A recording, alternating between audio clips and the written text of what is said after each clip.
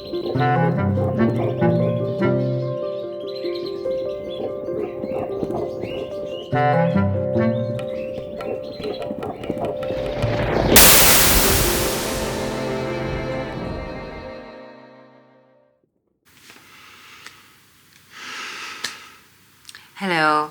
hi guys, welcome back to the next little piece in the story of the priest, trying to follow up on my previous editions. So we left off with the Habsburgs importing minorities into the Carpathian Basin to help erase traces of the past, especially traces of the holy center that we've talked about already, which is heart-shaped, and the crown of which was Fehérvár, the white city, the high priest of which was this man, the priest that we call the high priest, Dominicus Calmanchei, my personal ancestor.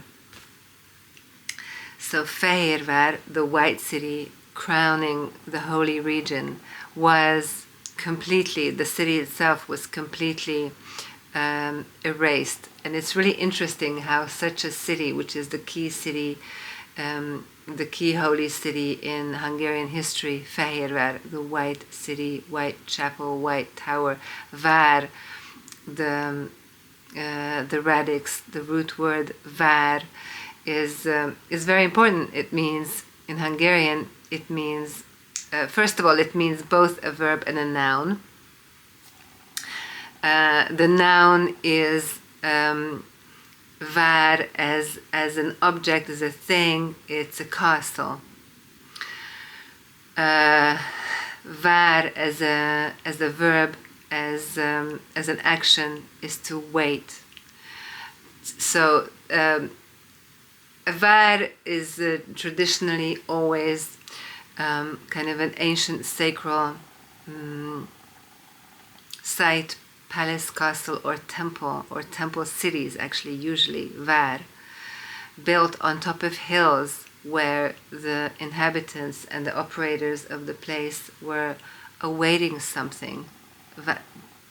Várni, to wait, to await, is to await some, certain times of the year, for example, and also certain events in cosmic and I guess also global earthly time. So we're talking about Fehérvár and how it was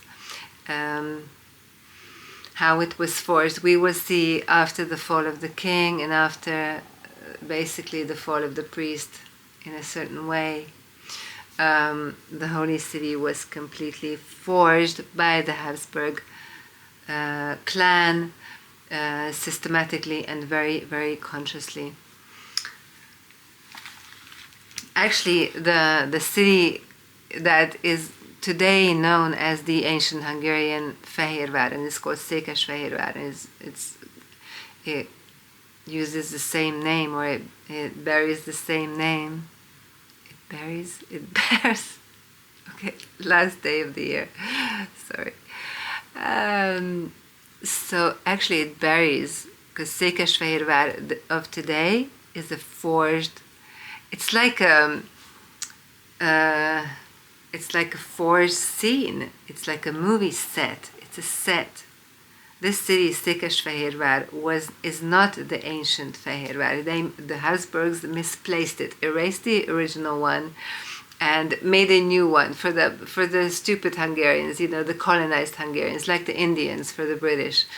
The dummies that are actually obviously on a higher cultural level, but make them think they're dummies, and they will become dummies.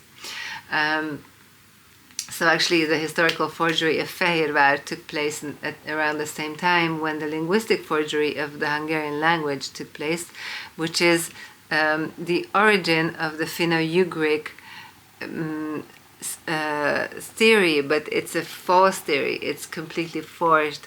There's no such thing as Finno-Ugric, and connecting the Hungarian into the Finno-Ugric, like what? This is completely forged by the Habsburgs. They even made an academia to forge the history and consciousness of the Hungarians. So make no mistake, this happens in every single colonized country and ancient land. The forgery of our identity, and the way it happened to the Hungarians is the exact same way that it happened to the previous indigenous populations all over the world, in the Americas, in Australia, in Africa, even in Europe. Like, this is the crazy thing, that we're all indigenous, but we have like a brainwash fogging our consciousness. And some nations have had the brainwash for a longer time, that we're colonized, like the English, the British, like the English language is a forged language system that was forced onto the Celtic people. The Celtic language is a whole other universe. It's the indigenous, it's the original. The Gaul versus the French, the Latin French. The Latin comes from the Roman, and how the Roman Empire, with its broken language pattern and broken mental program of this like superiority, inferiority, parasitic program, basically ruled all over Europe, all over the indigenous populations, implementing the gender into language and other bad influences on the original indigenous languages. We all have original indigenous languages everywhere, but we have to realize that we have these like caps put on our heads so that we don't see things clearly, and such a cap is the gender, for example, in languages. And our indigenous consciousness does not have the gender break. Okay, back to Jesus, Fehérvár. So the city that's now called Fehérvár and is sold to us, like even in everywhere you look for information, you will find that the city we call Fehérvár, the ancient holy city of Fehérvár, is this place in the middle of a swamp. Like, okay, Fehérvár today is a small city. And you can go there and say, wow, this was the ancient capital. But actually, it wasn't, there is sanctity to every place, but that place that we call Székesfehérvár today was not the original Fehérvár. Székesfehérvár. It's not the original site. It's a forged site. Just crazy. I mean, seriously, right? To forge cities and misplace them and tag it as that, but it's actually not that. But it's so typical. Like, once you understand the whole like Semitic patriarchal thing, saying I'm this, but actually being a whole. So tagging is completely forged and false and fake. Just fake. It's fakery. So bakery. Back to the White City, which was erased and forged. But even today in Hungary, like, people wouldn't accept this or wouldn't want to hear this because they're just so used to the old lies. Like, I've met people that were like, seemed to be relatively open, and even they wouldn't like let go. Like, certain people, okay, not everybody, wouldn't let go of like preconceptions that were told. Like, no, like Fehérvár was here, and it's like, why do you think that? What's your source? Is it your your school textbook or your university textbook or Wikipedia? Because if it is, then forget about it. It's like, it's spoon-fed poison. It's lies. It's false information. It's forged identities. Just forged reality. Okay, so the ancient holy city of Hungary was misplaced. Yes, assault on national self-esteem. Indeed. Indeed, isn't it like shouldn't it be on the highest pedestal of crimes against humanity? It could be considered the greatest sin and violation, stealing and forging the identity of a people, and it is a global case, the Hungarian example being only one. This current city of Székesfehérvár is a mere set of a forged history, the evil machine of the Academy of Sciences, commissioned with a specific command to forge low history and erase high past. Indeed. Where was the original holy center? The crown city. Okay, so this is my discovery or revelation, as you will. So this is the top of the holy area, which we've already mentioned enough times. The Pilish and the Bergeny Peninsula in the middle, and my kind of, let's say, discovery revelation, but actually I'm not exactly the only one who says that Fehérvár should be there on this really empty looking peninsula that's kind of, this special point in the heart, and on top of the heart it's like the crown place, the crowning place. And there's a very, very interesting phenomenon here, the loop of the Danube. You see it goes suddenly south and then north, and it just creates this loop. And especially if you go there, but even if you see it on the map, it's kind of a very special phenomenon. And a loop is obviously just like the crown that we've talked about already. A loop is obviously a time loop, and it's a portal again. It's it's outside of time and space. A special magical place, and that's where I place Fehérvár, the White City. This is where it should be, but it's not accepted at all. Like officially, this view is not accepted. It's it seems like a theory, but it's consider me as the ancestor of or the descendant of the last high priest of Fehérvár, and I have a very strong feeling that it was here. So there must be something to this, but there's also, thank God, like other evidence, actually a whole lot, that are lining up to prove our point that Fehérvár, the ancient holy capital of Hungary, was here on the Bergeny Peninsula. This is the high end of the kingdom, the crown city. Actually, yes. I know from personal experience, I've lived in many places, but there is something to sanctity and water, the closeness of water and the passage of light. And there is something about being surrounded by water and light reflecting on the water. I have very specific personal experiences, and it just feels like, for me, geographically, and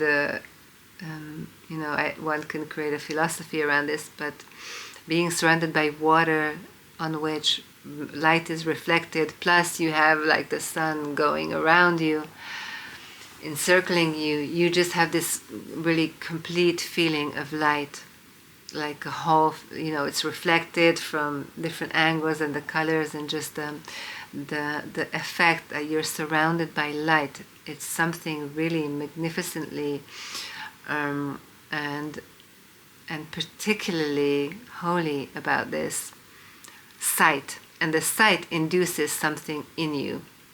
What you look at provides you the option of sanctity.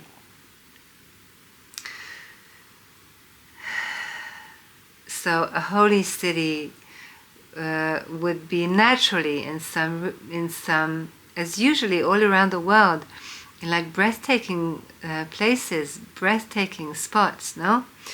And this is indeed a very breathtaking spot in Hungary with, there's a river bend that encircles you, and it's a southern view, so the sun goes around you all day, and I mean, in theory, it works perfectly. So I already wrote it down when I had only the theory. And then once I went there, I was astonished and said, yes, absolutely, 100%, for sure, it was here. So theory is one thing, and experience is another. That's like, okay.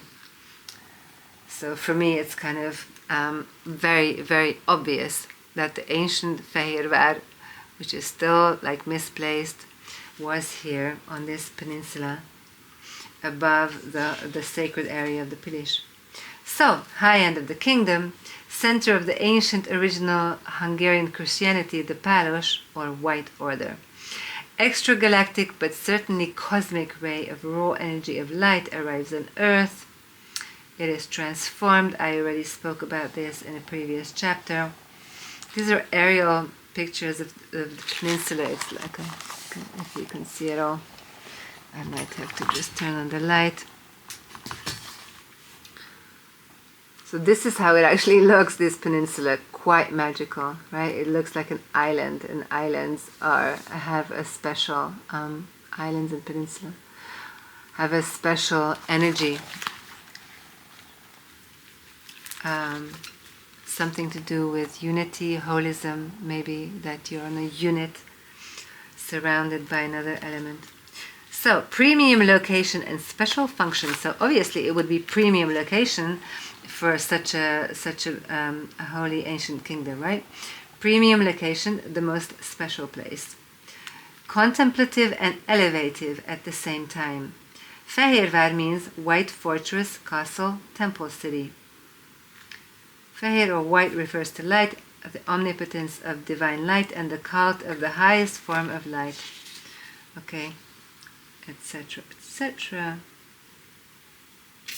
The Magyar, Scythian, Hun people, and clearly all indigenous people, always built their main holy cities, forts, castles, temples on hilltops, preferably by water, rivers, lakes, sea, or ocean.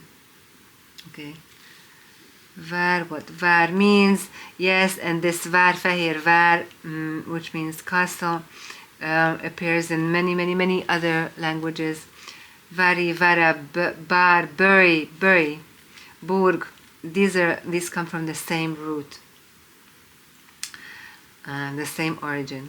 Ancient castle, fort, temple cities were and are in the structure of the seed, the mug. Holy Land, Carthage, Machaerus, Masada, Troy. Okay. The significance and magic of the mug cannot be emphasized and mentioned enough. Indeed. On a hilltop by natural water. Triple concentric structure, which is also observable. 3 circles of walls separating the outer productive areas, the middle living and communal areas, and the inner sacral and governmental area. A palace and or temple area in the very center.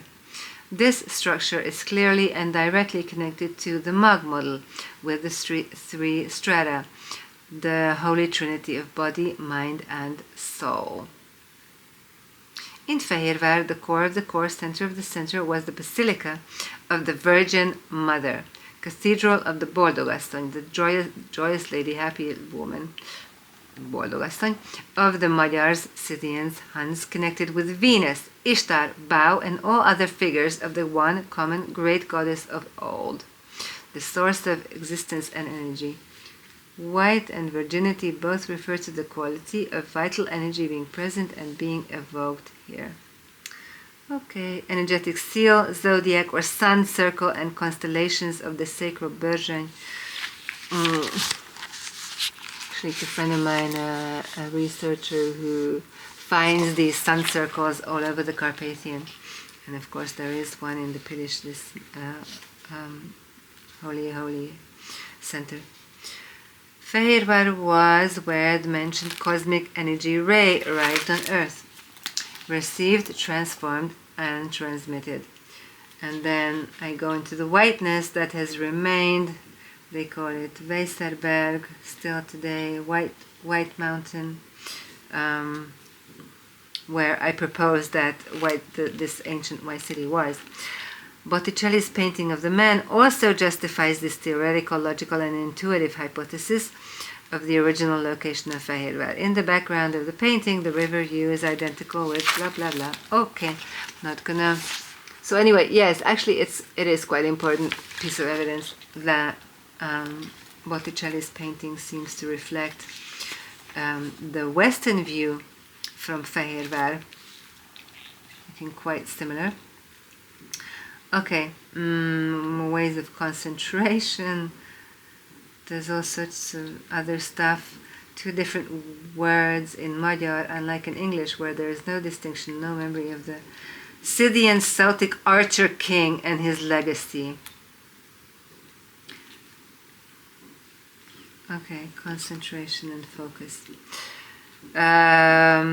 Not so much. The question of today is not so much where the original Fehérvár was, but where it will be.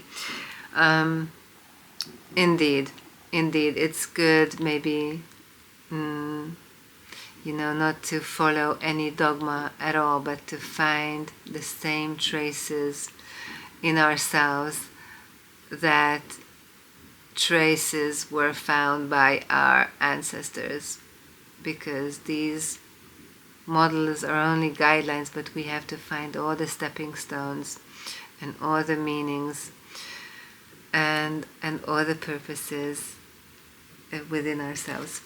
So last chapter of the priest. Finally, episode 9, Siege and Sack of Fehérvár following the king's death. Right after Matthias died in 1490, the war for the throne broke out. The son of the Holy Roman Emperor Friedrich III, King of Germany, Habsburg Maximilian, claimed he had enough rights to seize the throne. He was quick to invade Hungary.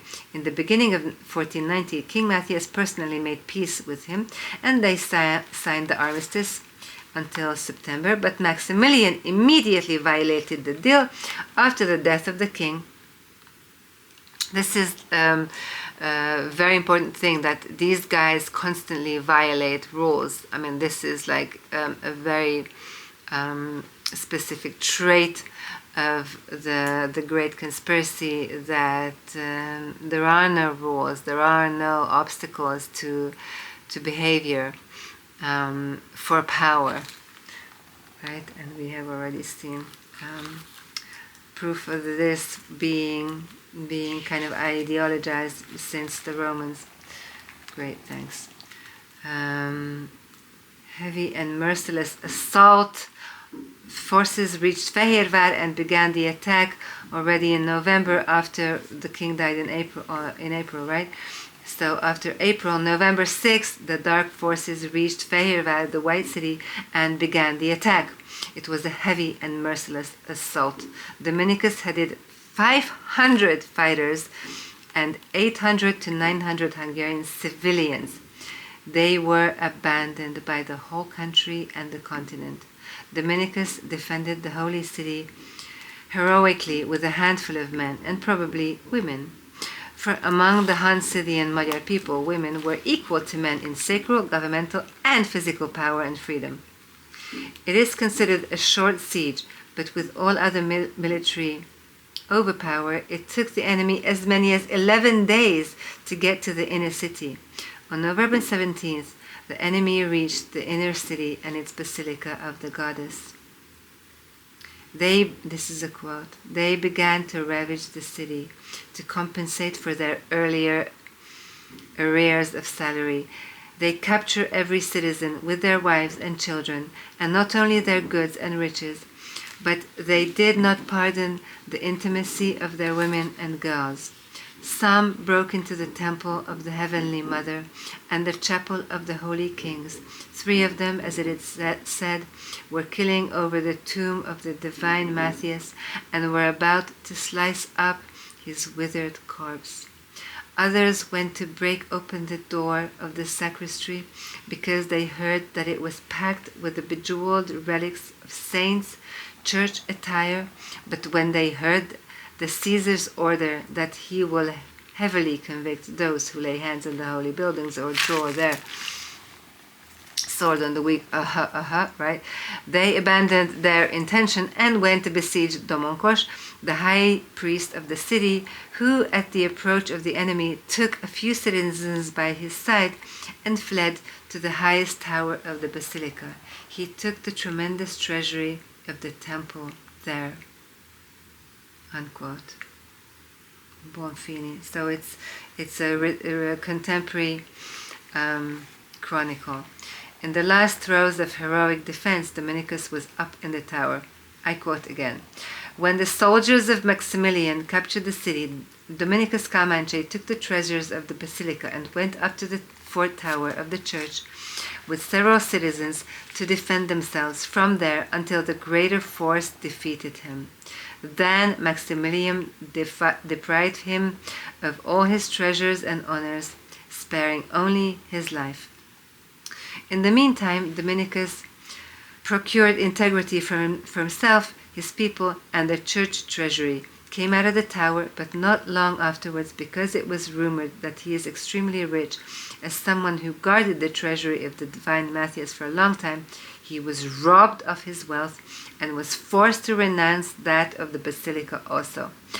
The soldiers, hungry for spoils, did not spare one hiding place that they would not search through, so much so that when they rummaged through the foundation of houses, a few of them found 30,000 gold pieces in a wine cellar under a vault. Unquote. So Dominicus made an agreement before being disarmed that he could keep all the sacred treasures. This was broken and violated immediately by Maximilian Habsburg. He took everything and overtook the basilica, the treasury, the library, the chancellery, the parliament, the entire city. Dominicus was left saving only his own life. The operation of the Habsburgs in Europe came with a dark avalanche of moral filth. Broken deals and unfulfilled promises, betrayal, backstabbing, blackmail, corruption, blatant lying, cheating, ravage, plunder, robbery, devastation, and so on. They established a school, the school of bad tradition, which now all big powers of the world follow. They turned politics into a cheating game of gain, while power is initially given for serving and benefiting the most possible people.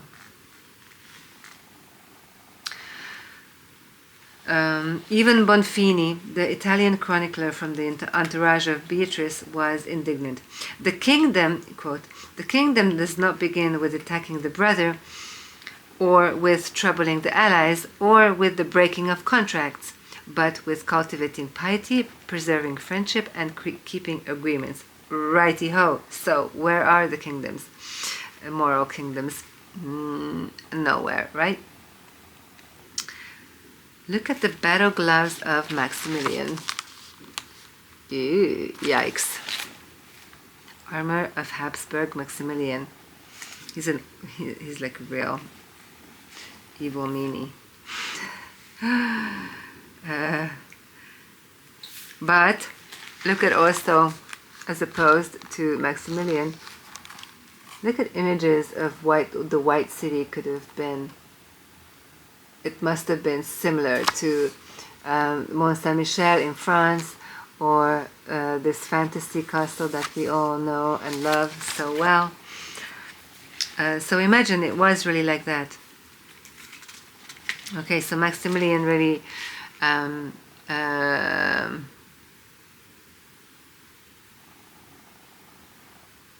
raped and murdered Fehérvár, and then he moved on to Buda. They say his money ended and his mercenaries refused to carry on fighting. Okay. Dominicus served a few more years, but was then removed to Varad. Okay, it might be important also mention that Maximilian had the White City open for looting until July 1491, when the new king, now with Dominicus assisting him, took it back. Who knows in what appalling condition. a ravaged holy city. Isn't that like reminiscent of ravaged lives, ravaged bodies? You know, all the rape and abuse throughout history, isn't it? Kind of the same as ravaging a holy city.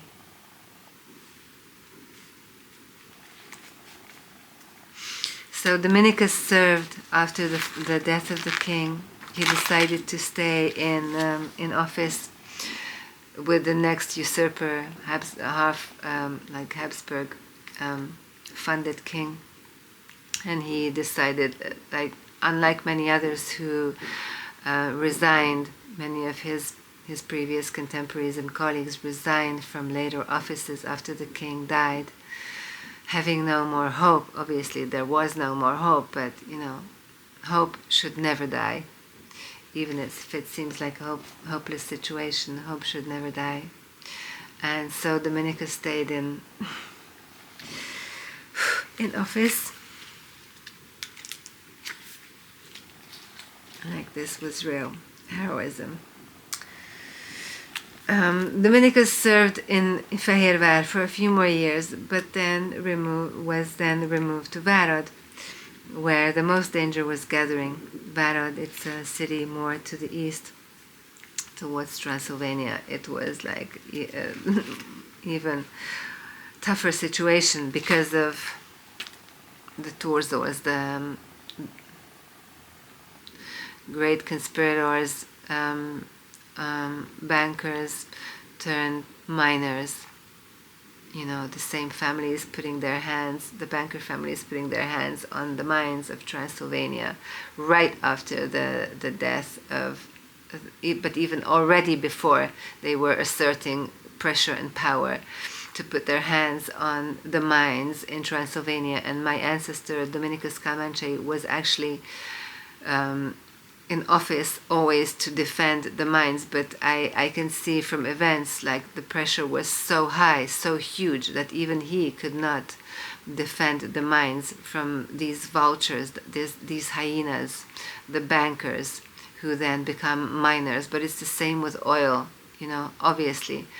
Those who rape and ravage and loot the earth are the same guys, the same program, everywhere, in all ages.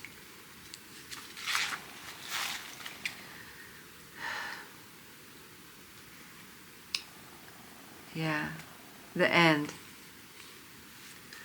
Episode 10. So Fehérvár fell, the kingdom fell. Dominicus was tricked and defeated. The city was violated, looted, robbed. The priest was lucky to leave alive, but in his person the spirit of Fehérvár lived on, and he remained one of the guardians of the kingdom for the rest of his life. Power struggle. Actually, I'm going to turn this off like I blow out a candle. Power struggle after the death of the king. Forces moved swiftly from all sides for the throne and the Holy Crown. A mad rush for power. Okay, in the end, Prince János, the only natural but illegitimate child of Mátyás, János was supported only by Dominicus from the entire court, clergy, army, and nobility. So he was the only one who remained true to Matthias's will that his natural son be made king, but that did not succeed. And then, beautiful, bringer of plunder and chaos, Fortunatus, born Solomon ben Ephraim, treasurer of the kingdom under the Habsburg Jagiellonian rule after 1419, did a good job. So here we go. Like, this is key. Fortunatus ben Ephraim, being Minister of Finances right after the death of the king, and as he says, my task is to sack the kingdom and bring chaos to it. Fortunatus, born Solomon ben Ephraim from a Spanish Ashkenazi chief rabbi family. From the Spain unified by the Fuggers.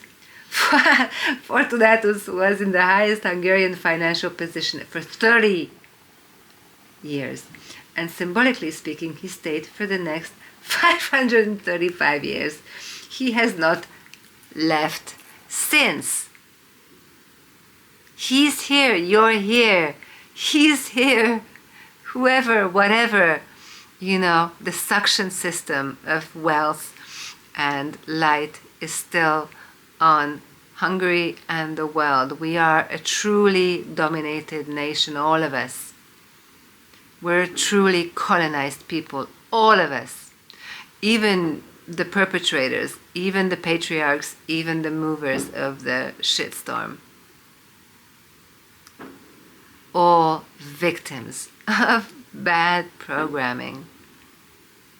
Capiche? So, Fortunatus, yes, sacking, looting. Dominicus must have felt it his duty to serve humanity this time by staying in position, watching the kingdom be hunted down, trip, fall, be laid down, be killed, be bled out, see the kingdom die in his arms, killed by the dark hands of the foreign money, profit, and interest lobby. What a trial of strength it must have been to get above the madness and helplessness, fury, disappointment, sorrow, bitterness, and do the job, to serve with the maximal possible loyalty and wisdom within the circumstances. The new king was the enemy. Okay. Etc. Keep serving. Dominicus remained serving under the new king. Yes, I already said that. 1495, 5th anniversary of the royal burial of King Matthias. The new parliament opened in Buda. The new king made Dominicus his right-hand man, Chief Justice. The Chief Justice, but it's of no use. There is no justice in an already corrupt system. In 96 or 1501, Dominicus becomes Bishop of Transylvania. The Transylvanian copper and silver mines already fell to the Turzo family. It was Dominicus who, in his new position, had to make the deal that 1/16 of the copper and lead and 1/10 the silver of the Transylvanian mines goes to the bishopric of Várad. His sense of duty and love of homeland must have conflicted greatly with the insane pressure, the aggression, invasion, and exploitation of the kingdom. Okay. Later, placed elsewhere, Archbishop of Kalocsa, higher status, but away from the mines already. He was pushed out of the center. Could it be possible that the ships that set sail were financed to an extent by the robbed treasury of King Matthias of Hungary, with the maps, connections, and knowledge of the Palos order on top of it? The colonization of the Americas 2 years after the death of the king. Carpathian Holy Center, Fehérvár burned, destroyed, and demolished to the ground. The last clearly Palos Catholic bishop of Várad, Martin Kalmancsai, the first probably Palos Protestant bishop of Várad, senior or elected leader of the Hungarian students' community, heretic, warrior, outstanding man, founder of the Hungarian Protestant Church, as I told you already. So he was the next generation after Dominicus died, and my suggestion is actually that it's very possible that Dominicus Kalmancsai had kids, even though he's said to have been the Roman Catholic high priest, because he was not only Roman Catholic but also Palos, as his prayer book proves to us with its sex scene. It proves that this is a different religion, it's a different mentality where sex is not only not sinful but holy, and the seed of a high priest is like gold, um, should not be kept, but perhaps, passed on. This is bloodline. We're talking about energy, so it's kind of a sacral, holy office also, and a mission and a task for a holy person to produce children.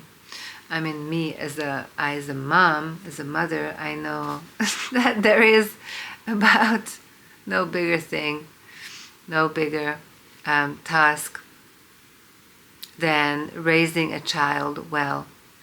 Maybe also having a good relationship is equal to that. It's a task. It's a tough one. It's a big one.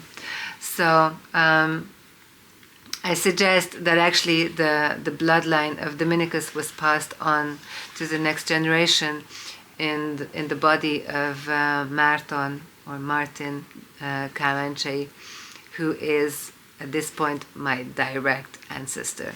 So these are really interesting questions. I hope they inspire you and move you in some way. I forgot to show you this before. This is the bigger picture of the crest, the death shield. Oh, it's not a crest, sorry. It's a shield with several crests, in fact. The death shield of King Matthias that was especially made for the sudden death rite of Matthias. Of course, it's a holy, holy, magical, mystical rite that was the burial of the king, at which my ancestor, the priest, was the minister, the MC of the burial ritual. And what was closed there energetically, I believe that it was closed only for a certain time, just like in the Americas, and I'm sure everywhere else, the holy fountains and wells were closed so that uninitiated hands that broke in with the colonizations, with the Habsburgs in 1490 into Hungary and into the Americas in 1492 and onward, uninitiated hands came to loot and rob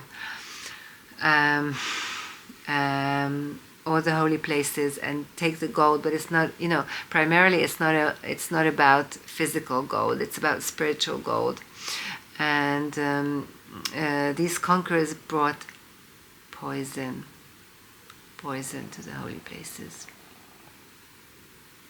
Poison. So certain things had to be closed so that they wouldn't be poisoned, intentionally, unintentionally.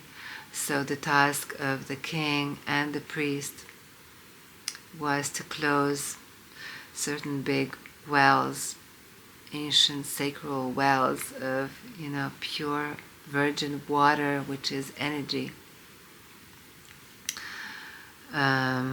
before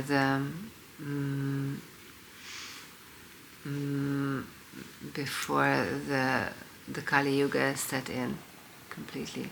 So this shield that's now in Paris, that was looted by Napoleon from the Habsburgs, that obviously stole it because it's Hungarian's holy item and symbol for the death of the king. This is the crest of Comanche.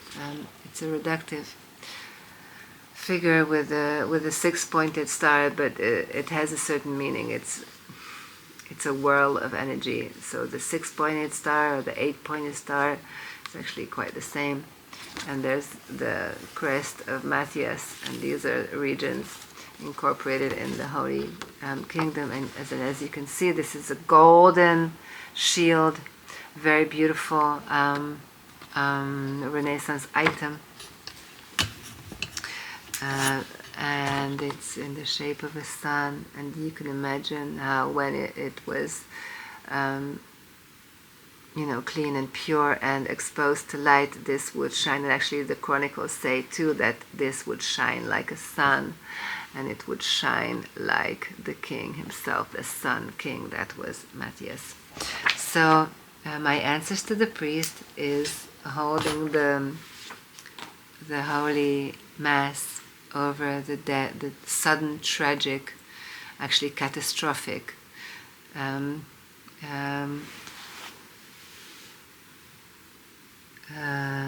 catastrophic event of the death of the king. And there he's closing something. And 500 years later, in 1990, that's actually when the so-called system change happened in Hungary, when communism finally fell and an apparent democracy rose. But of course it's only apparent because there was no real system change. But in some other dimension, while capitalism is now free to roam, really vicious capitalism, and all the hounds of hell roaming freely in Hungary as anywhere else. At the same time, owing to probably some higher timing, there has been a great surge of awakening. I don't know exactly how to measure this, since when, pinpointing it, but I think it was always there. The light is always there. It never dies. But maybe under communism somehow, in the darkest age, like really, communism for Hungary was the darkest age of corruption and deception and disgusting things, and injustice, blatant injustice and lies and manipulation, and the bullshit factory and stuff, entering the system big time. Consumerism, materialism, forced history, manipulation, manipulative media, and so on, panem circenses, and so on, and actually beheading of entire social castes. This was communism. And I think under communism something started to grow, sprout, some hidden seeds of truth. And that's when the first big realizations, discoveries and revelations happened to people in Hungary as well as all over the globe. I guess you can say that after the Second World War, some kind of revolution, small and quiet, but definite revolution of evolution happened. Some kind of awakening in another dimension. So it's almost like, on the one hand, there's this great darkness falling on humanity, like stupidity and manipulation and stuff. And on the other hand, there's definite tendency of awakening. So a lot of fantastic things have been realized after the Second World War in many ways, and in particular in Hungary, about the ancient culture and the Holy Crown and the language and truth and our common ancient history and stuff.